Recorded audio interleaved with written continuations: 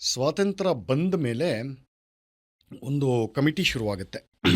ಭಾರತದ ಸ್ವಾತಂತ್ರ್ಯ ಸಂಗ್ರಾಮದ ಸಮಗ್ರ ಇತಿಹಾಸನ ರಚನೆ ಮಾಡಬೇಕು ಅಂತ ಒಂದು ಕಮಿಟಿ ಸರ್ಕಾರದವರು ಶುರು ಮಾಡಬೇಕು ಅಂತ ಮಾಡ್ತಾರೆ.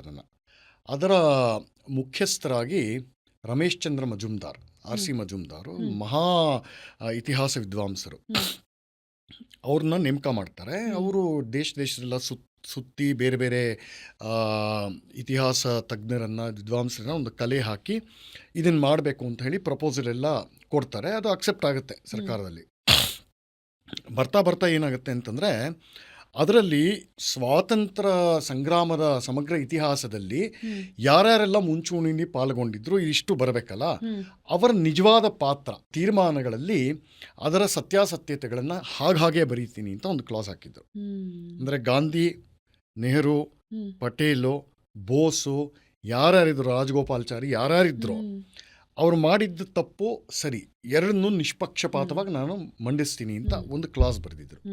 ಆವಾಗ ಭಾರತದ ಮೊದಲ ಶೈಕ್ಷಣಿಕ ಸಚಿವರಾಗಿದ್ದು ಮೌಲಾನಾ ಅಬುಲ್ ಕಲಾಂ ಆಜಾದ್. ಅವ್ರ ತನಕ ಹೋಯಿತು. ಅಫ್ಕೋರ್ಸ್ ನೆಹರುಗೆ ಬಲಗೈ ಬಂಟ, ಭಾಳ ಆಪ್ತರಾಗಿದ್ದರು. ಇದ್ದಕ್ಕಿದ್ದಂಗೆ ಆ ಪ್ರಾಜೆಕ್ಟನ್ನು ಬೇರೆ ಬೇರೆ ಕಾರಣಗಳು ಹೇಳಿ ಪೋಸ್ಟ್ಪೋನ್ ಮಾಡ್ತಾ ಬಂದರು. ಆಮೇಲೆ ಅದನ್ನು ನೋಡಿ ಇದನ್ನು ಸದ್ಯಕ್ಕೆ ಬೇಡ ಅಂತ ಹೇಳಿ ಫ್ರೀಝರಲ್ಲಿ ಹಾಕ್ಬಿಟ್ರು. ಅದಾದ ಮೇಲೆ ಸರಿ ಮಜುಮ್ದಾರ್ಗೆ ಗೊತ್ತಾಗತ್ತೆ, ಸರಿಯಪ್ಪ ಇದು ಇಷ್ಟೇ ಇದು ಅಂತ ಹೇಳಿ. ಪಾಪ ತುಂಬ ಮಹಾನುಭಾವರವರು, ಬೇರೆ ಬೇರೆಯವ್ರ ಹತ್ರ ಎಲ್ಲ ಹೋಗಿ ಅಂಗ್ಲಾಚ್ ಕೊಡ್ತಾರೆ, ಇದು ಮಾಡಲೇಬೇಕು, ಈಗಲೇ ಮಾಡಬೇಕು, ಯಾಕಂದರೆ ಫ್ರೆಶ್ ಆಗಿರುತ್ತೆ ಮೆಮೊರಿ. 47ರಲ್ಲಿದ್ದಾಗ ಇವಾಗ ನಾನು ಇಲ್ಲಿ ಮಾತಾಡಿ ಇಲ್ಲಿ ನಿಮ್ಮ ಹತ್ರ ಏನು ಮಾತಾಡಿದ್ದೀನಿ ಅಂತ ರೆಕಾರ್ಡಿಂಗ್ ಇಲ್ಲದೆ ಹೋದರೆ 1 ವರ್ಷ ಆದಮೇಲೆ ಒಂದು ಅಸ್ಪಷ್ಟ ನೆನಪು ಮಾತ್ರ ಇರುತ್ತೆ ನನಗೆ. ಸೊ ಇದು ಉಳಿಬಾರ್ದು, ಆ ಮೆಮೊರಿ ಉಳಿಬಾರ್ದು ಅಂತ ಅವ್ರು ಅದನ್ನ ಕೋಲ್ಡ್ ಸ್ಟೋರೇಜ್ಗೆ ಹಾಕಿರ್ತಾರೆ. ಸೊ ಮಜುಮ್ದಾರ್ ಎಲ್ಲೆಲ್ಲೋ ಹೋಗ್ತಾರೆ, ಆಗೋದಿಲ್ಲ. ಸರಿ ನೀನೇನು ಮಾಡೋದು, ನಾನು ಒಬ್ಬನೇ ಮಾಡ್ತೀನಿ ಅಂತ ಒಬ್ಬರೇ ತದೇಕ ದೀಕ್ಷೆಯಿಂದ ಕೂತ್ಕೊಂಡು 6 ವರ್ಷದಲ್ಲಿ 3 ವಾಲ್ಯೂಮ್ ಬರೀತಾರೆ. History of the Indian freedom movement ಅಂತ.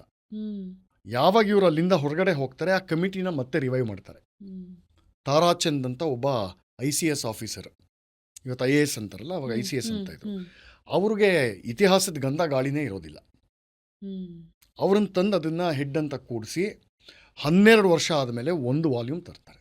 ಅದನ್ನು ಬಿಡುಗಡೆ ಮಾಡಿದ್ದ ಮಹಾನುಭಾವರ ಹೆಸರು ಫಕ್ರುದ್ದೀನ್ ಅಲಿ ಅಹಮದ್ ಇರಬೇಕು. ಇದೇ ಫಕ್ರುದ್ದೀನ್ ಅಲಿ ಅಹಮದ್ದು ಮುಂದೆ 1975ರಲ್ಲಿ ಇಂದಿರಾ ಗಾಂಧಿ ತುರ್ತು ಪರಿಸ್ಥಿತಿ ಹೇರ್ತಾರಲ್ಲ, ಅದಕ್ಕೆ ಸೈನ್ ಮಾಡಿದ್ದು ಇದೇ ಮನುಷ್ಯ.